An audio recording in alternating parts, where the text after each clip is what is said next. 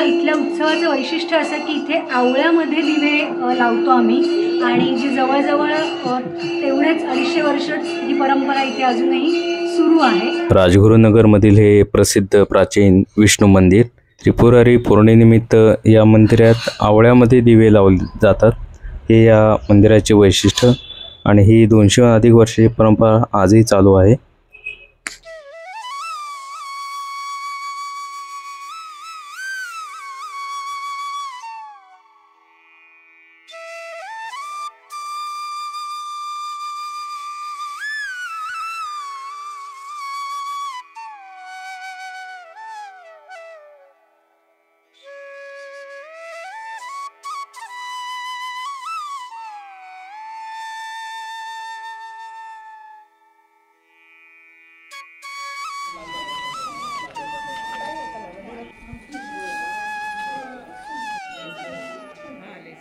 नमस्कार, राजगुरुनगर येथे हे विष्णू मंदिर आहे।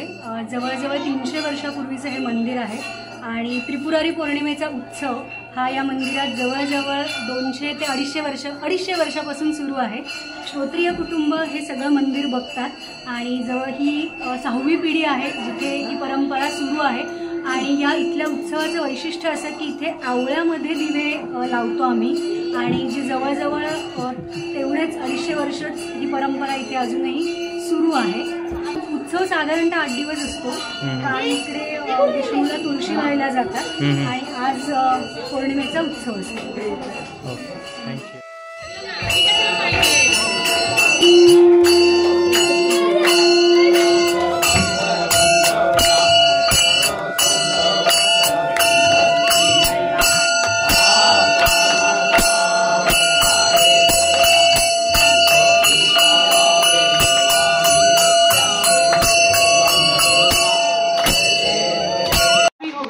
लेकिन कार्तिक महीना और कार्तिकेय स्वामी जी जो है उनका जो संबंध है उसके बारे में, और ये हम दीपोत्सव क्यों करते हैं इसके बारे में थोड़ा सा अब जान लेंगे। ये कार्तिक महीना जो है, नाम ही कार्तिक है, तो कृतिका नक्षत्र जो हम देखते हैं, अलग अलग नक्षत्र 27 नक्षत्र हैं अपने यहाँ पे।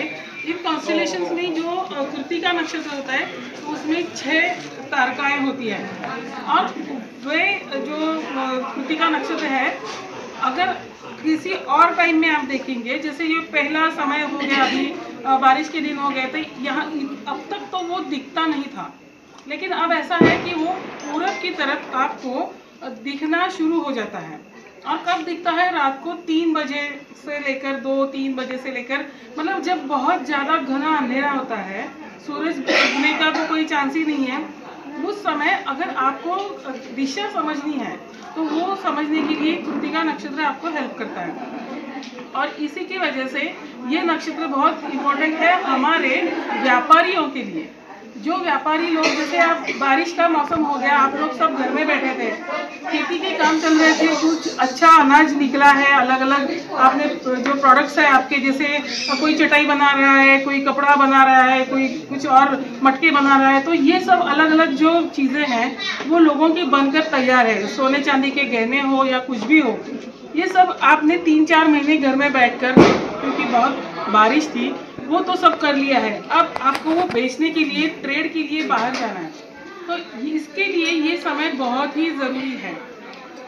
हमने दिवाली जो है वो तो अच्छे से मना ली, अच्छा कुछ खा लिया, अलग अलग पकवान बनाए, बहुत कुछ किया, लेकिन इसके बाद ये देव दिवाली जिसे कहते हैं, देवताओं की दिवाली है, क्योंकि कृतिका नक्षत्र दिखता है और इस समय में आपको बाहर जाने के लिए, ट्रेड के लिए परफेक्ट टाइम है। क्यों? हवा तो बहुत अच्छी है, पूरब में ये नक्षत्र दिखेगा तो आपको दिशा समझ में आएगी, बारिश नहीं है, और जो अलग और अच्छी तरह से जो प्रोडक्ट्स आपके तैयार है वो बेचने के लिए आपको जाना है। तो ये मतलब आपका जो सामान है वो भी सब तैयार है, रास्ते खुले हुए हैं, हवा अच्छी है और आपको बाहर जाना है, इसलिए आप अलग से फिर दिए जलाते हैं। कहाँ पर? पानी के पास। पानी के पास ही क्यों? बाकी पानी के पास हम दिया लगाते हैं। कोई पानी का कुंड हो, कुछ पुष्करणी हो, कोई भी तालाब हो, नदी हो, उसके पास, क्योंकि पानी उस समय में हम पानी से ही जाते थे। ट्रेड करने के लिए, जैसे हमने बोला कि नदियों में से जाते हैं आप, समुद्र में से जाते हैं, तो बाली मतलब जो बाली देश है वहाँ पर हमारे लोग जाते थे, इंडोनेशिया और अलग अलग देशों में जाते थे। तो उसके लिए भी ये समय परफेक्ट था, क्योंकि वो नक्षत्र दिखता है और सुबह के समय आपको, मतलब रात के समय रादर, आपको उसका जो दिशा है आपकी जाने की वो भी समझ में आती है। इसलिए पानी के पास दिया जलाकर आप ये पानी को, एक थैंक्स गिविंग का है ये सब मामला, क्योंकि आप उसको थैंक्स कहते हैं क्योंकि ये जो पानी बरसा है इसकी वजह से अच्छा उत्पादन हुआ है, आपने अच्छे अच्छे प्रोडक्ट्स बनाए हैं, खेती से भी जो आपके एग्रीकल्चरल यील्ड्स है वो भी अच्छे हैं आपके पास में, और साथ में अभी अलग अलग चीज़ें भी बनाई हैं। तो इसके लिए पानी को आप धन्यवाद दे रहे हैं, और यही पानी आपको लेकर अगर अपना डोमेस्टिक एरिया में आपका फिश ट्रेड है, जो इनलैंड ट्रेड है, उसके लिए आप नदियों का यूज़ करेंगे, बाहर जाने के लिए समुद्र का यूज़ करेंगे, तो पानी का ही उसमें संबंध आता है। इसलिए वो हम पानी को थैंक्स करते हैं।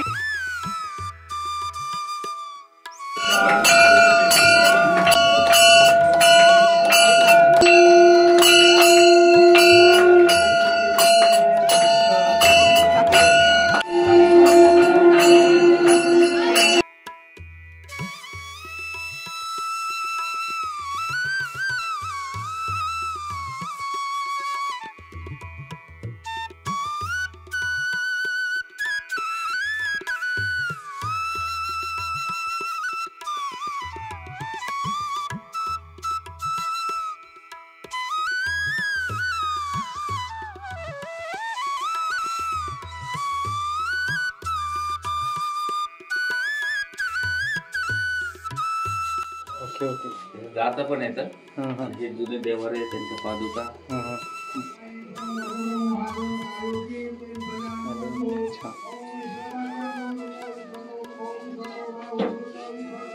षडानन कहते हैं, तो उसके 6 मुख हैं। क्यों है? तो ये 6 अलग अलग जो समाजों के देव हैं उनको एकत्रित करके वो बनाए गए हैं, और इसलिए कहानी का हमको क्या पता है कि वो बहुत होनहार तो था, लेकिन ज़्यादा मस्ती नहीं करता था, और इतने प्रश्न पूछता था कि क्या करूँ। पार्वती बोलती है कि अरे यार ये तो इसको संभाल ही नहीं सकती, कैसा बच्चा है ये, मोबाइल भी नहीं था। कृतिकाओं को तैयार किया अपने आप से, और अपनी शक्तियों से तैयार की हुई ये अप्सराएं या फिर कृतिकाएं, उसने ये कार्तिकेय के पीछे लगा दी कि तुम संभालो यार इसको, ये बच्चा बहुत ही ज्यादा मस्ती करने वाला है, ज्यादा प्रश्न पूछता है, बहुत ज्यादा दिमाग लगाता है, शक्ति भी बहुत है। इसलिए इन 6 माताओं ने जिसे संभाला है, ऐसा ये बच्चा कार्तिकेय, कृतिकाओं का बेटा, ऐसा हम उसे कहते हैं। तो पार्वती का बच्चा होते हुए भी वो कृतिकाओं का बेटा कहके उसका सम्मान किया जाता है। दूसरी एक बात है कि ऐसा कहा जाता है, अपने यहाँ पे ऐसे भी समाज थे जो महिलाओं से कुछ असभ्य वर्तन करते थे, कुछ अच्छा नहीं बर्ताव करते थे, तो ऐसे लोगों का भगवान जो है उसको भी कार्तिकेय के साथ जोड़ दिया गया था। इसलिए महिलाओं को कुछ अलग अलग एरियाज में ऐसा कहा जाता है कि कार्तिकेय का अलाउ ना करना।